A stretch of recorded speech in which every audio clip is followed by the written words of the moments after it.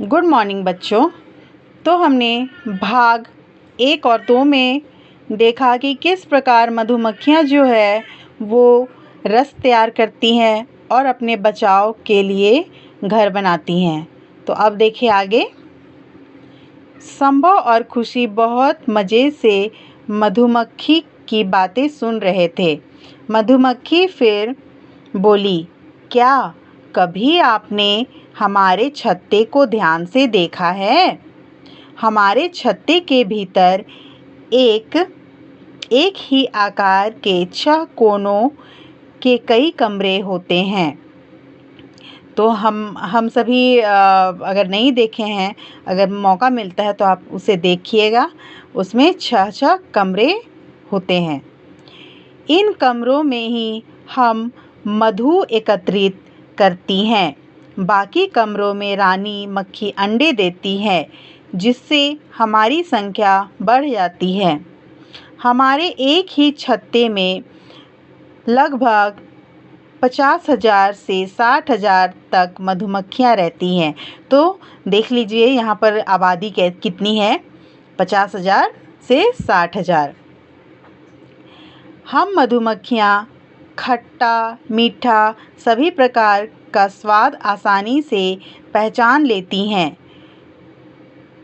जब कोई शत्रु हमारी ओर आता है तब हमारे अंदर से एक विशेष प्रकार की शारीरिक गंध निकलती है।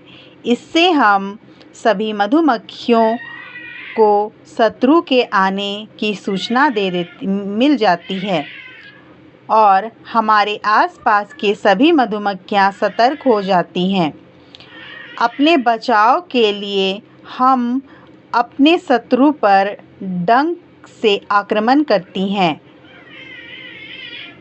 तो कभी भी देखिएगा जब कोई मधु निकालता है तो मधुमक्खी जो है वो भनभनाता हुआ उसकी ओर दौड़ता है और जो डंक मारता है वो बहुत ही विषैला होता है। हम बहुत ही उपयोगी जीव हैं।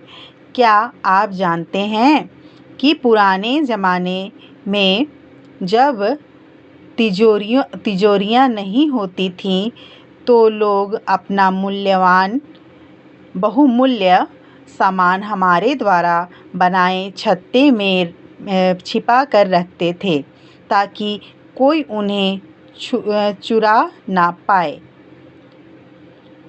तो पहले लोग इसी प्रकार का करते थे, क्योंकि पहले तो तिजोरी नहीं था। बहुत ही कोई मिट्टी कोई ज़मीन को खोद कर उसमें सोना चांदी छुपाते थे, तो कोई अपने घर के अंदर छुपाते थे, कोई कुआं में बक्सा में डाल के उस कुएं में डाल देते थे। तो इस प्रकार से मधुमक्खी जो है वो तो बहुत विषैला है और वहाँ जो भी जाएगा उससे तो वो छोड़ेगा नहीं, डंक मारेगा। तो इससे वहाँ पर कोई भी नहीं टच करेगा, नहीं छुएगा। इसीलिए लोग जो हैं वो अपने बहुमूल्य सामानों को छुपाया करते थे। हमसे ही आपको मधु एवं मोम प्राप्त होता है।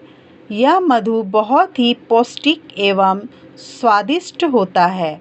मोम का प्रयोग मोमबत्तियाँ बनाने तथा सौंदर्य प्रसाधनों में भी किया जाता है। तो यहाँ पर और एक चीज़ है कि मधु एवं मोम जो है वो हमारे मोम का प्रयोग मोमबत्तियाँ बनाने और सौंदर्य प्रसाधनों में भी किया जाता है। तो बच्चों, देखा आपने मैं कितनी उपयोगी और परिश्रमी जीव हूँ। तो यहाँ से हमें यह भी सीख दी जाती है कि हमें कोई भी काम अच्छे से करना चाहिए, साफ़ सुथरे तरीके से करना चाहिए और अपना बचाव भी करना चाहिए। ये सब हम मधुमक्खी के द्वारा सीख सकते हैं। तो ये चैप्टर पूरा कंप्लीट हो जाता है। आप इसे अच्छे से पढ़ लीजिएगा और नए शब्द को आपको कॉपी में लिखना है, इसे भी आप कॉपी में लिख लीजिएगा। प्रश्न उत्तर आपको दे दिए जाएंगे। धन्यवाद।